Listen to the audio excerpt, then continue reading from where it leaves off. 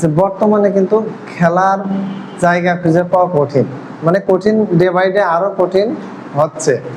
আপনি বা আমরা ঢাকায় গেলে দেখতে পাবো ছেলেমেয়েরা নিজের ঘরের মধ্যে খেলছে এখন, তারপরে ছাদের উপরে খেলতেছে। কারণ কি, যে খোলা জায়গাটা ছিল আস্তে আস্তে মানুষ বাসা বাড়ি প্রতিষ্ঠান, তারপরে বিভিন্ন এনজিও বা বিভিন্ন কারণে হোক আস্তে আস্তে কি হচ্ছে, ঘর বাড়ি হয়ে যাচ্ছে, সেই খোলামেলা পরিবেশটা আর থাকতেছে না।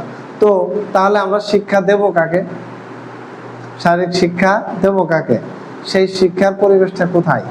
এই জন্য আমরা এই প্রশ্নটা আমি মানে ওই দূর দিয়ে ঘুরে আসতেছি, এই জায়গায় ফিরে আসার জন্য আপনাদের দূর থেকে আলোচনা করে আসতেছি যে আসলে এই প্রশ্নটা কিভাবে লিখবেন। তাহলে আমরা এই নিজেদের চারিপাশে খেয়াল করলেই দেখতে পাই যে ডে বাই ডে কি হচ্ছে, সবকিছু পূর্ণ হয়ে যাচ্ছে, জায়গা ফাঁকা জায়গা থাকতেছে না, তাই না? নাই থাকতেছে না। তাহলে শহরমুখী মানুষগুলোকে আমরা কই মানে দেখতে পাই না যে খেলা করতেছে বা খেলাধুলো যে করবে, শারীরিক শিক্ষায় যে খেলাধুলোর প্রতি আমরা অনুপ্রেরণা যোগাবো, সে কাদের জানাবো? তো এই জায়গাটা কোথায়? এই জায়গাটা পাচ্ছে না বিধায় কি শিক্ষা প্রতিষ্ঠান চিন্তা করছে, বিপিএড এ একটা প্রশ্ন চিন্তা করছে যে ছেলে মেয়েদের পাওয়ার জায়গা এখন শিক্ষা প্রতিষ্ঠান, তাই না? অন্তত বাড়িতে যাই করুক আর খেলাধুলো নাই পাক, কোনো না কোনো জায়গায় তো তারা পড়তে তো আসবে নাকি, তাই না? আপনি জেনেই যান, আমি জেনেই যাই, বা সে জেনেই যাক, অন্তত একটা শিক্ষা প্রতিষ্ঠানে কোনো না কোনো জায়গায় যুক্ত আমাদের থাকতে হয়। সেই জন্য চিন্তা করেই প্রতিষ্ঠানে কি প্রশ্ন করছে যে শিক্ষা প্রতিষ্ঠানে বার্ষিক ক্রীড়া প্রতিযোগিতার লেখেন।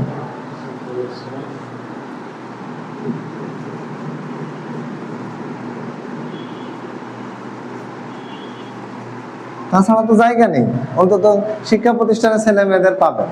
আপনারা এই যে শিক্ষক হবেন, এই যে শিক্ষা শারীরিক বিষয়ে জানতেছেন, বুঝাচ্ছি, আমি নিজেও টিচিং করতেছি, শিখতেছেন, এগুলো শিক্ষাবেন কাকে? শিক্ষা প্রতিষ্ঠানে। এখন খেলার মাঠ বেশি একটা নেই, ঠিক আছে? এই জন্য আপনারা শিক্ষা প্রতিষ্ঠানে, তাহলে বার্ষিক ক্রীড়া প্রতিযোগিতা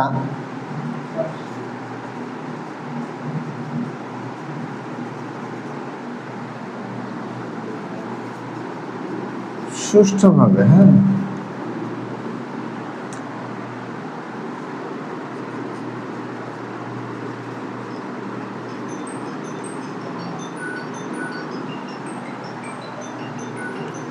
পরিচালনার পদক্ষেপ গুলো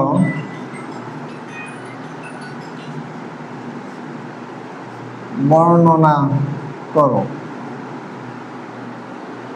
যেহেতু আমরা এখন আর স্টপ আছে না, চালিয়ে যাবো।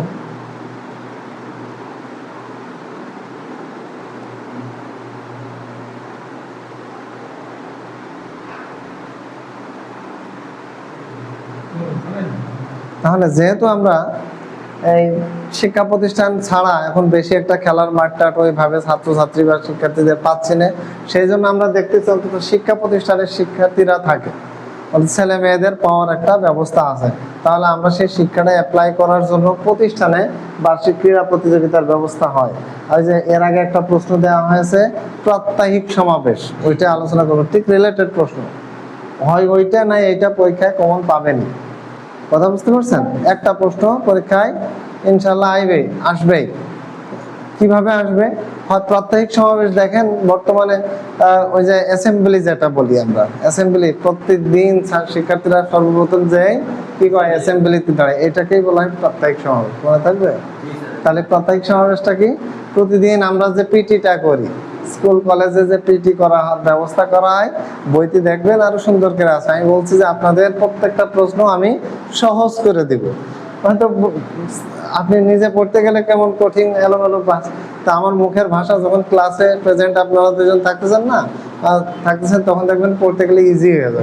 ছাত্র এইভাবে বলছিল, বিষয়টা পড়বেন দেখবেন যে বিষয়টা ওই। কিন্তু একটা ছেলে বা একটা মেয়ে যখন ক্লাস করবে না, শুধু সাজেশন ফলো আপ করে পড়তে যাবে, তখন কিন্তু ইজিলি মনে হবে না, ডিফিকাল্ট মনে হবে। আপনি এই প্রশ্নগুলো এখন আমার মুখের কথা শুনছেন আর বইতে কোথাও পড়তে যান, দেখবেন যে মনে হচ্ছে এটা একেবারে ইজি। সেই জন্য প্রশ্নগুলো জাস্ট আমার সাথে রেগুলার ক্লাসে যারা আসবেন খুবই উপকার হবে। কোনো সমস্যা হবে না। আপনার কোনো প্রশ্ন কঠিন মনে হচ্ছে বলেন? একদম ইজি। কিন্তু যারা জুমে ক্লাস করেও হবে না, জুমে ক্লাস করলে হয়তো শুনতেছেন কিন্তু এই ফিজিক্যালি শোনার মতো ইন্টারেস্ট আর নেই। আপনি রেগুলার ক্লাসে আসেন, খুব মজা লাগবে।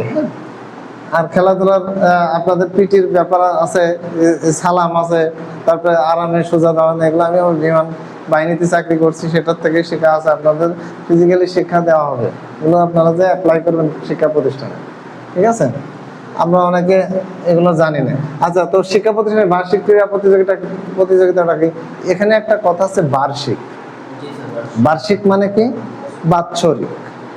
বার্ষিক কথাটা কি? ওই যে ও বললো বছরে বা বাৎসরিক। হ্যাঁ, আমাদের শিক্ষা বিভাগ একটা ব্যবস্থা করেছে যে বাৎসরিক একটা প্রতিষ্ঠানে প্রতিযোগিতার ব্যবস্থা করতেই হবে। হ্যাঁ, সেই জন্য তো বার্ষিক কথাটা লেখা আছে। তাহলে বার্ষিক কথাটা লেখছে এই কারণে যে আমাদের খেলাধুলা বা এই শারীরিক শিক্ষার গুরুত্ব শেষ নেই। আপনি দেখবেন কিছু কিছু ছেলে মেয়ে খেলাধুলার কথা শুনলে রোগ ভালো হয়ে যায়। হ্যাঁ, ও মনও মানে আনন্দে ভরে ওঠে। হ্যাঁ, এরকম ছেলে মেয়ে আছে। তাহলে খেলাধুলাটা একটা মানে মানসিক অবস্থার উন্নতি করে। হ্যাঁ, ভালো, সে লেখাপড়াই পারে না কিন্তু খেলাধুলাই ভালো। আমাদের বাংলাদেশের ক্রিকেটার মুস্তাফিজুর রহমান বাহাতি বলার যে বর্তমান, আপনার তো খেলাধুলা মনে হয় দেখেন না, না বেশি একটা? আচ্ছা, খেলাধুলার সাথে রিলেটেড থাকবেন। আমি একটু কিছু কিছু দেখি, যেহেতু আগে খেলাধুলা করতাম। তো মুস্তাফিজুর রহমান নিজের নামটা লিখতে পারতো না, ও মাঠে ঘাটে কৃষি খালি বল করতো, বলার ইয়ে ছিল। তো সেই হিসেবে সে এখন তার টাকা পয়সার অভাব নেই, সে এখন ইংরেজিতে কথা বলতেছে খেলাধুলায়। যখন এখন তার সাথে কথা বলতে গেলে যার তার ধাক্কা মেরে ফেলে দেয় মুস্তাফিজুর রহমান। সেদিনকে দেখতেছি ওর সাথে কথা বলতে গেলে অন্যান্যদের ধাক্কা মেরে ফেলে দেয়। তাহলে কি একটা পরিবেশ সে করে নিছে, কিভাবে ছোট থেকে হিরো হয়ে গেছে, কিভাবে তার পারফরমেন্স দিয়ে। ঠিক অনুরূপ বাৎসরিক ক্রীড়া প্রতিযোগিতাটা এমন ভাবে করতে বলতেছে অন্তত পক্ষে একবার খেলাধুলার ব্যবস্থা করে হলে ছেলে মেয়েদের উন্নয়ন করা লাগবে। সেই বিষয়টা কিভাবে আপনি পরিচালনা করবেন তার কতগুলো পদক্ষেপ। যে এখানে আমরা বিভিন্ন ইভেন্ট থাকে, কিন্তু এখানে এই বার্ষিক ক্রীড়ার মধ্যে মেলাগুলো ইভেন্ট থাকে। হাড়ি ভাঙ্গা খেলা থাকে, মোরগ লড়াই থাকে, ক্রিকেট থাকে, ফুটবল থাকে ছেলে মেয়েদের।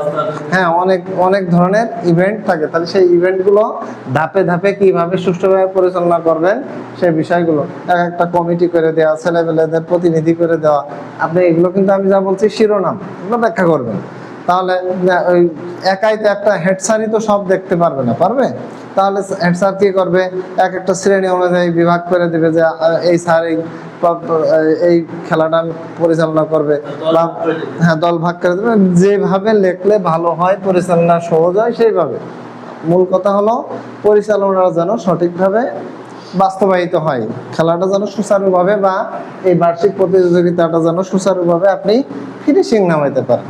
সেটাই হলো আমার বাৎসরিক প্রতিযোগিতা। এখন শিক্ষা প্রতিষ্ঠানে এই ব্যবস্থাটা করার একমাত্র উদ্দেশ্য হলো মানুষ আস্তে আস্তে কিন্তু খেলাধুলার মাঠ, এক সময় দেখবেন, আমি নিজে দেখছি, আপনি ঝিনাইদহতে যান, ঝিনাইদহ জেলা স্কুল, জেলা আমরা যেটাকে গভর্নমেন্ট হাই স্কুল বলি, এই হাই স্কুল মাঠটা পুরো ফাঁকা ছিল, বিশাল বড় মাঠ ছিল। এখন ওই মাঠের মধ্যে 3টা বিল্ডিং হয়েছে, শিক্ষা অধিদপ্তর হয়েছে, তারপরে হচ্ছে গভর্নমেন্ট হাই স্কুলের নিজেরা 2টো ভবন করছে, আরো আছে মাধ্যমিক উচ্চ মাধ্যমিক ওই যে প্রকৌশল অধিদপ্তর হয়েছে।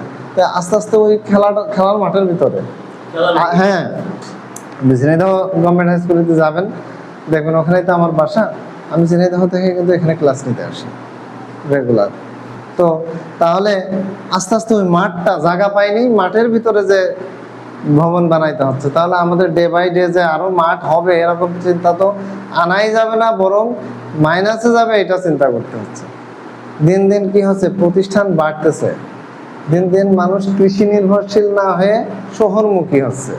এখন এই চিন্তা করলে আমরা দেখতে পাই যে ছেলে মেয়েদের যদি শারীরিক শিক্ষা বা এই শিক্ষা সংক্রান্ত জ্ঞান দিতে হয়, তাহলে প্রতিষ্ঠান ছাড়া উপায় নেই। একসাথে আপনি 5 জন ছেলে খুঁজে বের করতে পারবেন না, উপায় একটাই, এই শিক্ষা প্রতিষ্ঠান। আচ্ছা, 3 নম্বর প্রশ্নটা খোঁজ আগে দেখেন। এটা হলো তিন নম্বর, হ্যাঁ, প্রাত্যহিক সমাবেশ কি? প্রাত্যহিক সমাবেশ যে দৈনন্দিন আমরা স্কুল কলেজে যে ভর্তি হওয়ার পরে এই যে আমরা সর্বপ্রথম স্কুলে যে পিটিতে অংশগ্রহণ করি, এটাকেই বলা হয় আমরা অ্যাসেম্বলি বা পিটি বলি। এইটাই হচ্ছে আমাদের প্রাত্যহিক সমাবেশ। প্রাত্যহিক সমাবেশ কর্মসূচি পালনের দৈনিক। প্রাত্যহিক সমাবেশে প্রধান শিক্ষক কিন্তু উপস্থিত থাকবেন। প্রধান শিক্ষকের বাম সাইডে থাকবেন সিনিয়র, যে ডান সাইডে মানে প্রধান শিক্ষক যেখানে দাঁড়াবেন তার ডানে বামে সিনিয়র শিক্ষকরা দাঁড়াবেন। পরবর্তীতে শারীরিক শিক্ষক তিনি পিটি পরিচালনা করবেন, মানে ফিজিক্যাল এডুকেশন টিচার কি করবেন? পিটি পরিচালনা করবেন। তারপরে প্রধান শিক্ষককে সালাম দেবেন, প্রধান শিক্ষক দুই একটা কথা বলে সরে যাবেন, দেখবেন ধারাবাহিক কর্মকাণ্ড বর্ণনা আছে। হ্যাঁ, শারীরিক শিক্ষক ক্যাপ্টেন থাকবে, আর হ্যাঁ হ্যাঁ এভাবে পরিচালিত হবে। আর জাতীয় পতাকা উত্তোলন করা থাকবে, নামানো থাকলে কিন্তু হবে না। জাতীয় পতাকা বিরাট একটা গুরুত্বপূর্ণ বিষয় এই ক্ষেত্রে। এগুলো এই যে ও যেটা বলছে না, এগুলো হচ্ছে দৈনন্দিন প্রাত্যহিক সমাবেশের মূল কথা। এখানে বিভিন্ন ধর্ম লোক থাকতে পারে, ছাত্র থাকতে পারে। যেমন যদি মুসলমানই থাকে তাহলে কোরআন তেলাওয়াত, যদি হিন্দু থাকে গীতা পাঠ, এগুলো করা দৈনন্দিন প্রাত্যহিক সমাবেশের এটা একটা গুরুত্বপূর্ণ বিষয়। আচ্ছা, আমরা আর একটা বিষয়ে আলোচনা করব, সেটা হলো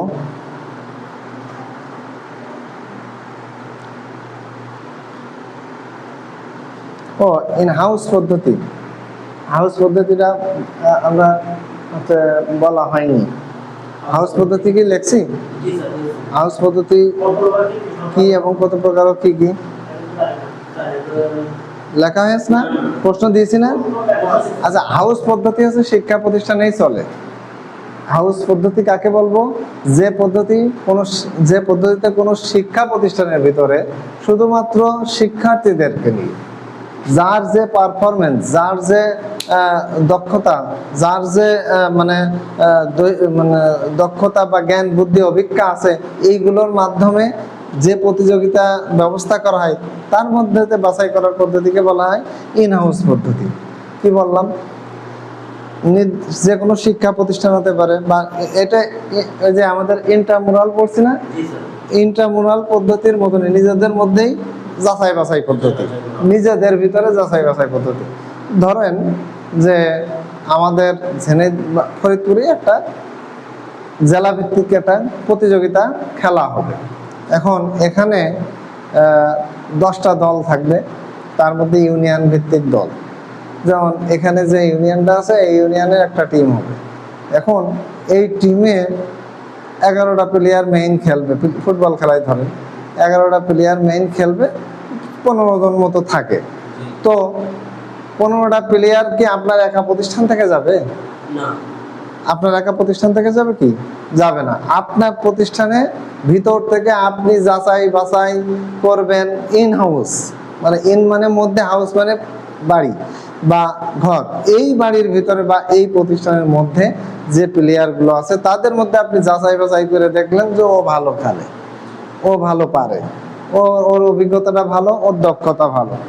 আপনি এইগুলোর মধ্যে নির্বাচন করে ওকে ওই ইউনিয়নে পাঠালেন।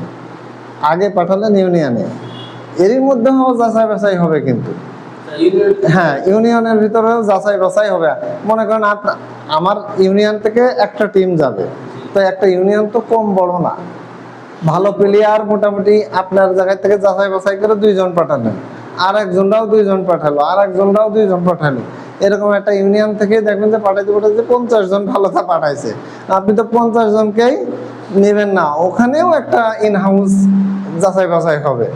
সেক্ষেত্রে এই যে যাচাই বাছাই ইন হাউস হয়ে সর্বশেষ যে নির্বাচনটা হচ্ছে, এটাকে বলবো আমরা ইন হাউস নির্বাচন পদ্ধতি। বুঝতে পারছেন কথাটা? আমার প্রশ্ন হলো যে আপনারা কনসেপ্টটা আসতেছে কিনা।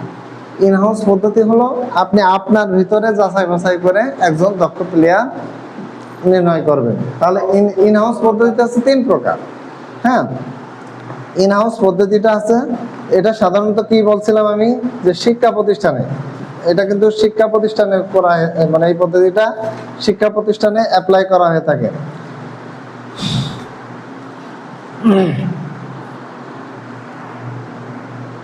তা আর খেলাধুলার পরিচালনা পদ্ধতি কিন্তু 4 প্রকার। ওই যে মিট পদ্ধতি, লিগ পদ্ধতি, নকআউট পদ্ধতি আর যুক্ত পদ্ধতি, এর আগে কিন্তু আলোচনা করা হয়েছে।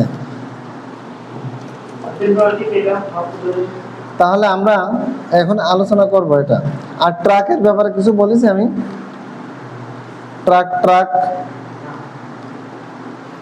ট্রাকের বিষয় দেখেন তো, ওই যুব ক্রীড়া মন্ত্রণালয়ের ইয়েটা করছি না, ব্যাখ্যাটা দিয়ে দিছি। আচ্ছা, ইন হাউস পদ্ধতিটা 3 প্রকার, তো একটু লিখে নেন। বেছে নেওয়া পদ্ধতি লিখে নেন, এখানে যদি মনে না থাকে একটু লিখে নেন।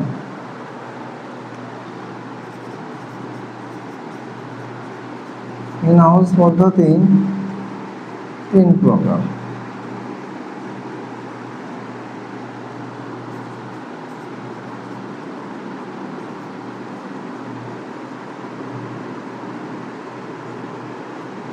বেছে নেওয়া পদ্ধতি।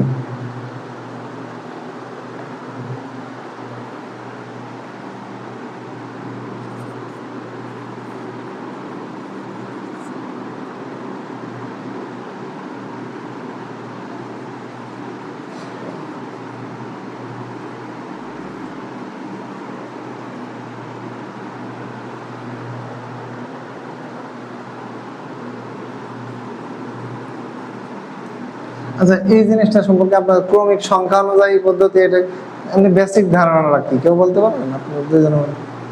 যেমন আমি এমনি সিরিয়াল অনুযায়ী কেমন সেটা, হ্যাঁ, কিন্তু এর টেকনিকটা কি? কিন্তু ক্রমিক মানে আপনার ধরেন 1 2 3 লিখলাম, বিষয়টা ওই রকম না, বিষয়টা ক্রমিকই, কিন্তু একটু মনে রাখবেন। আমরা ধরেন এই ক্লাসে ক্লাস 7, ধরেন ক্লাস 7, এখানে রোল নম্বর 1 2 3 অর্থ কি? রোল 1 মানে কি? রোল 1 মানে সে ভালো ছাত্র, তাই না? তার মানে স্বাভাবিকভাবে আমরা আগে ভালোর দিক থেকে সাজাবো। তাহলে আমরা ক্রমিক বলতে কিন্তু 1 2 3 ওইটা না, আমাদের ক্রমিক অনুযায়ী সাজানো মানে রোল নম্বর 1 মানে কি? সে ভালো ছাত্র বিধায় রোল নম্বর 1 হয়েছে। তো আমরা ঠিক ওই রকম অনেক সময় আমরা কি করব, ভালো দিকটা থেকে আমরা ক্রমিক অনুযায়ী সাজাবো। দেখা যাচ্ছে যে ইমার্জেন্সি আমাদের কোনো জায়গা থেকে লোক আসলো, আমাদের রোল নম্বর 1 তো আমাদের সাজানোই আছে, ও আসলেই ভালো পারে বিধায় রোল নম্বর 1 রে পাঠিয়ে দিলাম, তাই না? কারণ রোল নম্বর অনুযায়ী সাজাইছে, মানে রোল 1 মানে ও ভালো পারে বিধায় তো সাজাইছে, তাই না? এইটা কিন্তু ওই ক্রমিক মানে আপনি বলে দিলেন যে সিরিয়াল অনুযায়ী, তা না, মাথায় রাখতে হবে যে আমি ভালো খেলোয়াড় অনুযায়ী সিরিয়াল সাজাবো। এই ক্রমিকটা সিরিয়াল যেন ওই এলোমেলো নাই, যে 7 নম্বরে ভালোটাকে দিয়েন না, 1 2 3 এইভাবে মেধাক্রম বা দক্ষতা বা কাজের পরিপ্রেক্ষিতে আপনি ক্রমিক সংখ্যাটা অনুযায়ী সাজাবেন। মনে থাকবে বিষয়টা কি বলছি? এটা হচ্ছে খুব টেকনিকের একটা ব্যাপার। আর 3 নম্বর হচ্ছে শিক্ষক দ্বারা বাছাই পদ্ধতি। ইন হাউস মানে তো বুঝলেন তো। আচ্ছা, বেছে নেওয়া পদ্ধতিটা কি? বেছে নেওয়া পদ্ধতি কেমন?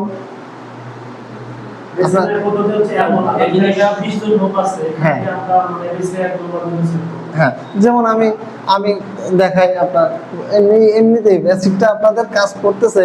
তো যেমন ধরেন 10 জন লোক আছে, এখন আমার এই 10 জন লোকের মধ্যে আমার একজন ভালো দৌড়ানো, মানে দৌড়াইতে পারে ভালো, এরকম একটা লোক লাগবে। তাহলে আমি কি করতে পারি, 10 জনের সিরিয়ালে দাঁড়ান করালাম, দাঁড়ান করে দৌড় প্রতিযোগিতা, এখানে এসে পৌঁছাইতে হবে।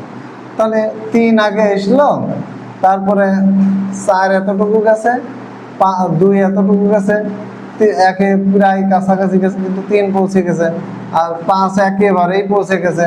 তাহলে আমার বেছে নেওয়া পদ্ধতি হয়ে গেল। 5কে আমরা তো এটা বেছে নিচ্ছি, যে কে আগে গেল তাকে তো বেছে নিচ্ছি অটোমেটিক্যালি। তাহলে এগুলো অ্যাপ্লাই করে বেছে নেওয়া হয়। এই যে বেছে নেওয়া পদ্ধতিটা এরকম, বুঝা গেল? এগুলো ইজি, মানে আপনারা মাথায় খালি একটু নলেজ খাটাবেন, খুব ইজি পদ্ধতি এগুলো, জাস্ট অ্যাপ্লাই করবেন, হয়ে যাবে। আর তারপরেও যদি কোনো প্রশ্নের সমস্যা থাকে কোনো জায়গায় কোনো ঝামেলা ঘাটতি মনে হয় তা আমার নাম্বার, ওই যে ও মাঝে মাঝে কথা বলে, ওর কোনো ঝামেলা হয় না, মোটামুটি একটা সিস্টেমে এসে গেছে। প্রশ্ন পড়লেই বা ক্লাসে থাকলে আপনাদের আর সমস্যা হবে না, সোজা কথা।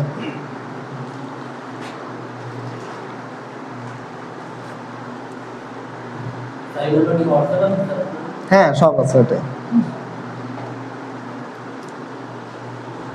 তবে প্রত্যেক দিন ক্লাসে থাকবেন, দেখবেন যে এই যে কথাগুলো শুনছেন, এই প্রশ্নগুলো এখন একেবারে আপনার কাছে খুব ইজি লাগবে, কোনো রকম কোনো সমস্যা বোধ মনে হবে না আশা করি।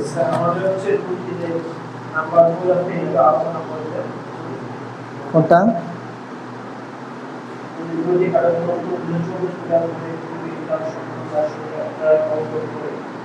ও ওইটা হচ্ছে অঙ্কন করার পদ্ধতি, তো বিশাল একটা, ওইটা ওই প্রশ্নটা আমি সলিউশন করে নিয়ে আসা লাগবে। ওটা আমার কাছেই আছে, বাট আমি প্রশ্ন সলিউশনটা নিয়ে আসি। আমি ওই দুটো প্রশ্ন নিজে উত্তর লিখে নিয়ে এসে আপনাদের দিয়ে দেবো। কেমন হবে আপনার বইয়ের মধ্যেও দেখতে পাবেন, বইয়ের ভিতরেও থাকে এরকম প্রশ্নগুলো। আপনারা অনলাইনে দেখবেন যে বিশাল কাটা, কিন্তু ইজি, না বুঝলে আমাকে বলেন। হ্যাঁ, এক একটা প্রশ্নের উত্তর কিন্তু অনেক বড় বড়। যেমন এই যে আমি একটা কোড আঁকিয়েছিলাম একটু আগে, খেয়াল করছিলেন? এই যে এরকম একটা কোড, এটাকে বলা হয় অ্যাথলেটিক ট্র্যাক। এটাকে বলা হয় অ্যাথলেটিক ট্র্যাক। এই ট্র্যাকগুলো আপনারা নিজেরা বাসায় ট্রাই করেন দেখবেন। এই যে আমি আজকে একটা প্রশ্ন দিয়েছি 400 মিটারের, এই অ্যাথলেটিক ট্র্যাক কিন্তু পরীক্ষায় একটা থাকবেই। হ্যাঁ, আঁকানো একেবারে সহজ। নামগুলো দেখবেন, কোনটা কত দূরত্ব দেখবেন, বই অনুযায়ী রোটেশন দেয়া আছে। হ্যাঁ, রোটেশন গুলো না বুঝলে আমাকে বলবেন, আর আমি তো সলিউশন করে নিয়ে এসেই দিব। আজকে আরেকটা আলোচ্য বিষয় হলো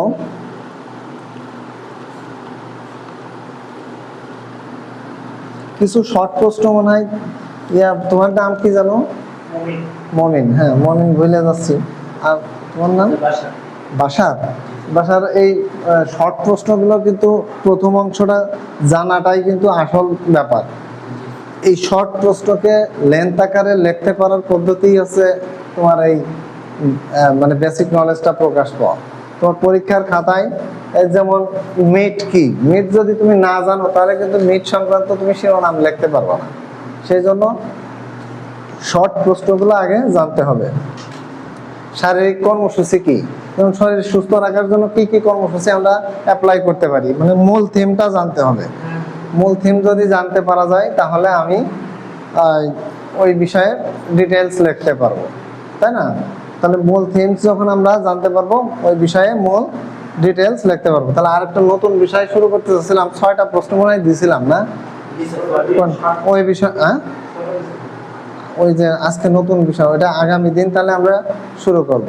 আজকে তাহলে এই পর্যন্তই শেষ করে দিই। হ্যাঁ, ঠিক আছে। তাহলে কোনো প্রশ্নে কোনো রকম কোনো ঝামেলা বা মানে কষ্ট সাধ্য মনে হলে আমাকে হোয়াটসঅ্যাপে নক দিতে হবে।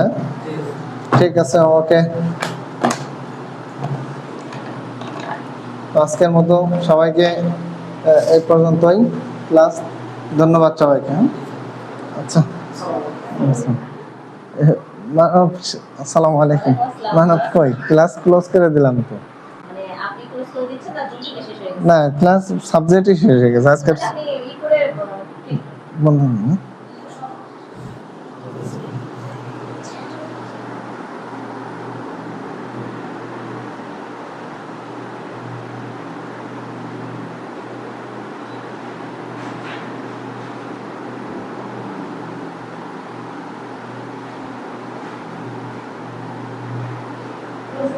হ্যাঁ, দেখেন তো ম্যাডাম, আর তবু সাবজেক্ট ওই পাশেরটা দেখেন ইন্ড হয়েছে কিনা। কেমন আছেন ম্যাডাম?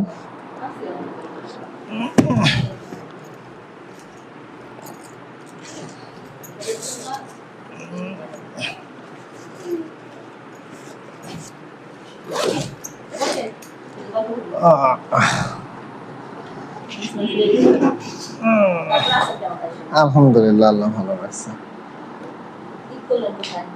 ঈদ আমি ঝিনাইদহ হতেই। হ্যাঁ, ঝিনাইদহ। হ্যাঁ, আমি বাসা ওখানে। আমার তো বাবা মা মারা গেছে অনেক আগে, 1987 সালে। আমি তখন এই এদের মতো ছোট। হ্যাঁ তাহলে বড় হয়েছে কোথায়? বড় হয়েছে আমি সবার ছোট, কয়েকটা ভাই আছে তাদের কাছে এদিক সেদিক বড় হয়েছে। ফ্যামিলি কোথায়? ফ্যামিলি একটু ঝামেলা আছে, ফ্যামিলিতে পার্সোনাল একটু ঝামেলা ছিল। হ্যাঁ বলো। কেন নাই? যাই তাই করো। না না না, যা ছিল সব দেন। হ্যাঁ তোমার নাম কি? হ্যাঁ হ্যাঁ হুম? দুবেলা তাই দাও। তোমার নাম?